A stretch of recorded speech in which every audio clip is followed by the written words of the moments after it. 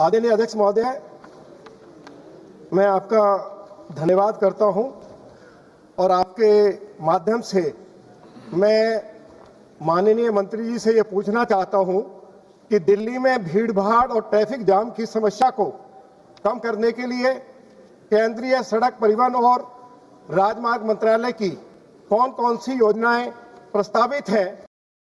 इसमें कोई दो राय नहीं कि देश की राजधानी दिल्ली में हजारों किलोमीटर की सड़कों का एक लंबा जाल बिछा हुआ है, परंतु उसके बावजूद दिल्ली में यातायात जाम एक गंभीर समस्या बनी हुई है। दिल्ली की लगभग सभी बड़ी सड़कों पर यातायात जाम रहता है, जिसकी वजह से न सिर्फ दिल्ली में पॉल्यूशन बढ़ रहा है, बल्कि यातायात जाम की वजह से लोगों का घंटों का समय बर्बाद होता है और डीजल पेट्रोल भी बर्बाद हो रहा है।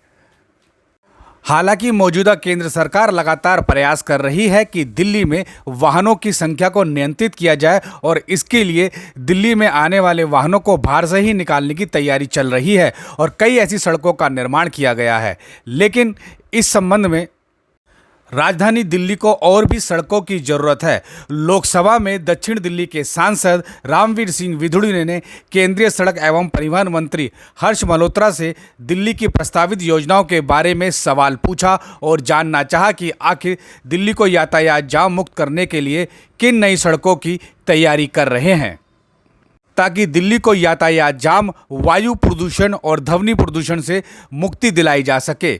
सवाल का जवाब में मंत्री हर्ष मल्होत्रा ने दिल्ली की योजनाओं के बारे में जानकारी दी।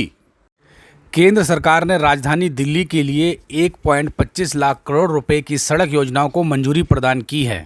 रामवीर सिंह विधुड़ी। आदरणीय अध्यक्ष महोदय, मैं आपका धन्यवाद करता हूं और आपके माध्यम से मैं माननीय मंत्री जी से ये पूछना चाहता हूं कि दिल्ली में भीड़-भाड़ और ट्रैफिक जाम की समस्या को कम करने के लिए केंद्रीय सड़क परिवहन और राजमार्ग मंत्रालय की कौन-कौन सी योजनाएं प्रस्तावित हैं। इन योजनाओं की कुल कितनी अनुमानित लागत है और इन पर कब से कार्य शुरू होने की संभावना है।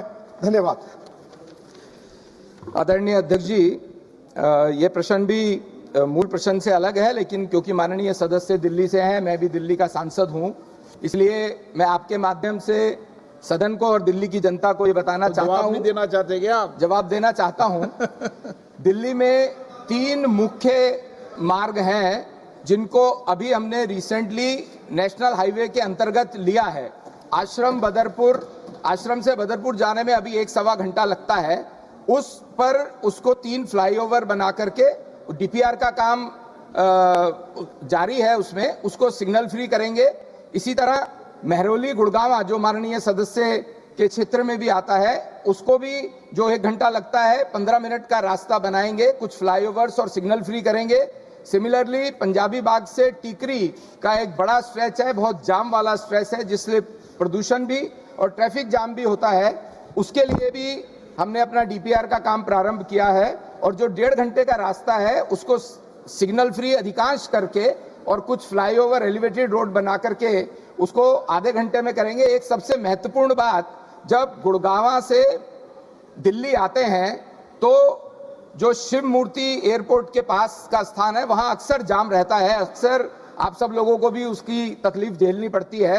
वहां पर भी हमने एक टनल जो कि शिव मूर्ति से नेल्सन मंडेला मार्ग तक 5 किलोमीटर की 3,500 करोड़ की लागत से आएगी, उसका काम भी अभी प्रारंभ किया है।